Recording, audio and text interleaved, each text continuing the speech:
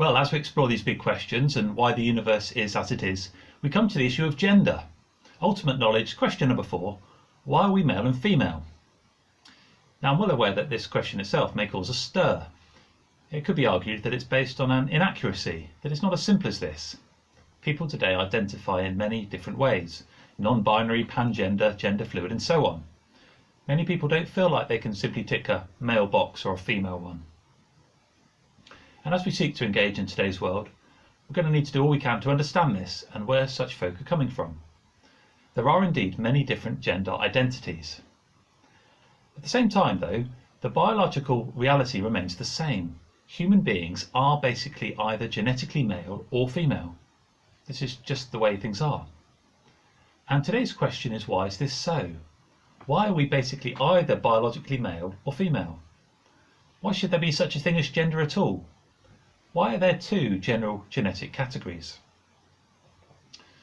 Well, to get us going into this, I think the best thing we can do is to take a step back and to think for a sec about the purpose of humanity. What's our raison d'etre? Why were we put here in the first place? We find an answer to this in Genesis chapter 1, verse 28. Here God says to the first human beings, "Be fruitful and multiply, and fill the earth and subdue it, and have dominion over the fish of the sea, and over the birds of the heavens, and over every living thing that moves on the earth." Right back at the very beginning, we were tasked with being the world's governors. I don't know about you, but I find a single garden hard enough to manage, so the first human beings kind of needed more pairs of hands.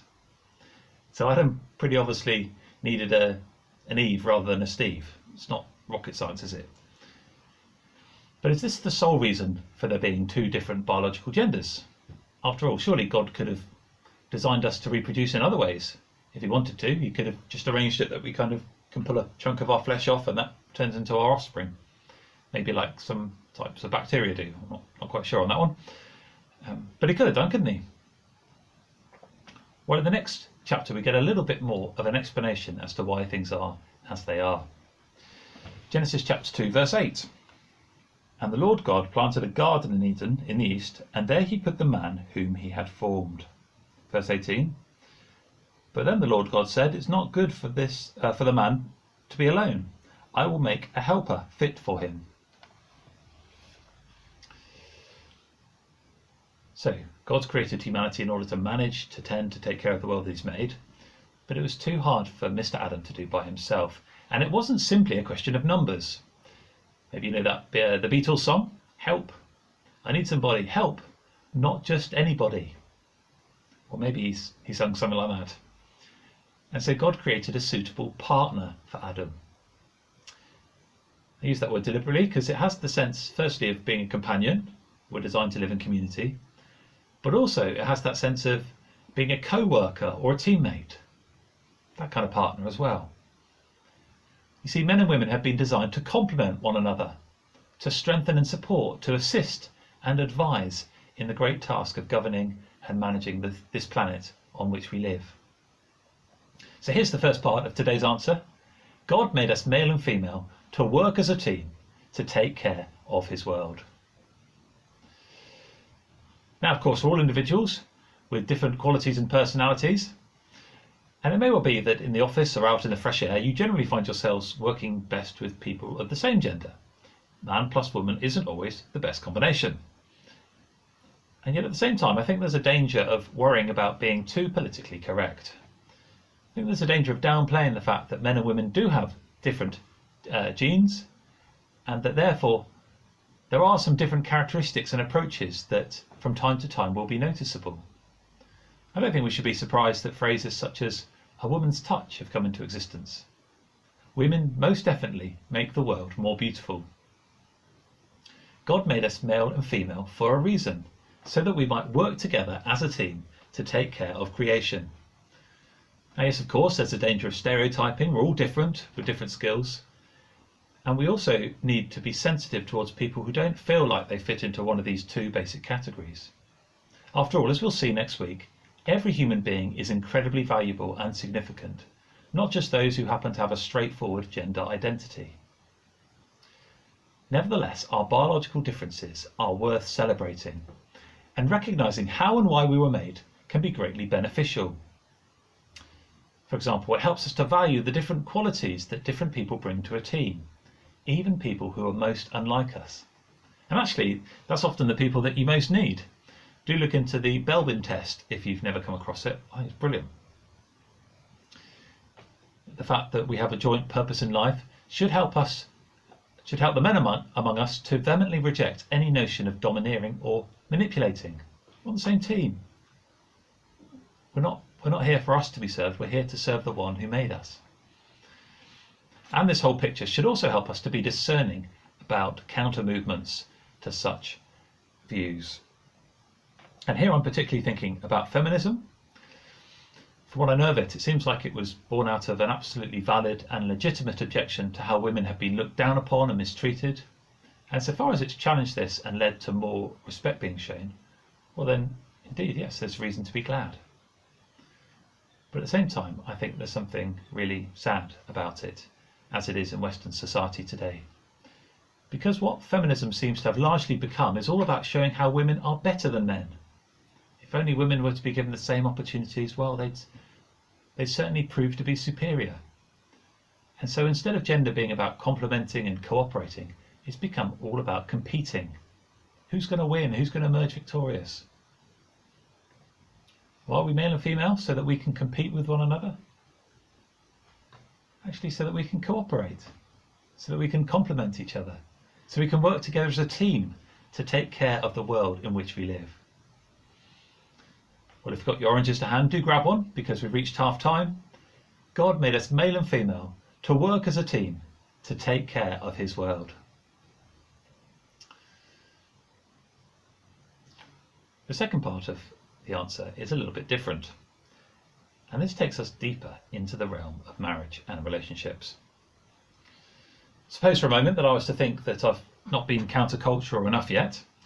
And so suppose I was to now confirm that the Christian view of marriage is that it's to be between one man and one woman for life. I wonder how that would go down with some who've tuned in today. Get with the times, you might be thinking. Why such a narrow definition? Surely it doesn't matter how many there are of either men or women. If three guys all want to get married to each other, then hey, what's the problem? Well, there's one more verse that I'd love for us to have a quick look at. It's from Ephesians chapter 5. It's actually two verses, verses 31 and 32. Therefore a man shall leave his father and mother and hold fast to his wife, and the two shall become one flesh. This mystery is profound, and I am saying that it refers to Christ and the church. Why are we male and female? Well, the second part of the answer is this: so that our marriages might display something of the love of God's Son for his people. I'm not great at doing this, but whenever I give a little presentation, I try to show some object that somehow makes the point that I'm rabbiting on about. Because we all learn much better with images than just with words by themselves. That's what we're like. Doorbell's just rung, got to go and get it. That was just a very nice delivery of some packages for something significant at this time of the year, which I'm enjoying. But anyway, the point is that we all learn much better with images than just with words by themselves. That's what we're like. So in a belated effort to make up for my failure thus far, let me show you this. A Leicester Tigers rugby training top. Last year's model, of course. Just had an end of season sale. So if my brother's tuning in, he's just discovered what he's getting for Christmas. But I'll fold it up neatly for you, don't worry. A team shirt though. A visual reminder that we were made male and female to work as a team. You see, physical items and visual images help us to remember things. So imagine that God wanted us to know just how much he cares about us.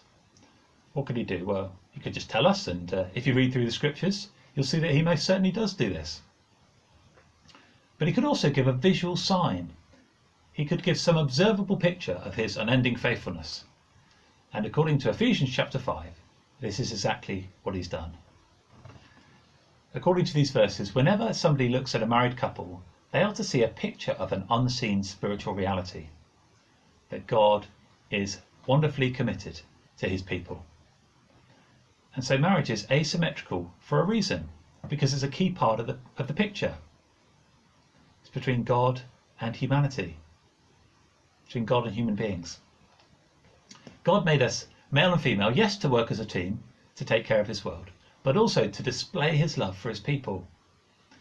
We were made male and female so that as we stay faithful to one another through good times and bad, we'll constantly remind those around us of the Lord's unfailing love for his people, how he was willing to even lay down his life for us. As such, again, the fact that we're biologically male and female isn't something to downplay or be embarrassed about. It's something to celebrate and rejoice in, because it reminds us of something even bigger and better. Now, I'm aware I've raised some significant and sensitive issues here. Do get in touch with us if you'd like to chat through anything further. But my hope is that this little video provides a helpful framework, a starting point from which we can navigate our way faithfully through today's confusing and often complicated world. I hope too that this reminds you that God is a God of relationship. And this is why the Bible speaks of God as a he rather than an it.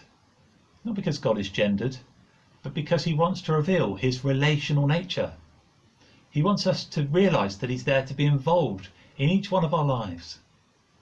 He wants us to realise that he invites each one of us, every single one of us, to be part of his family forever.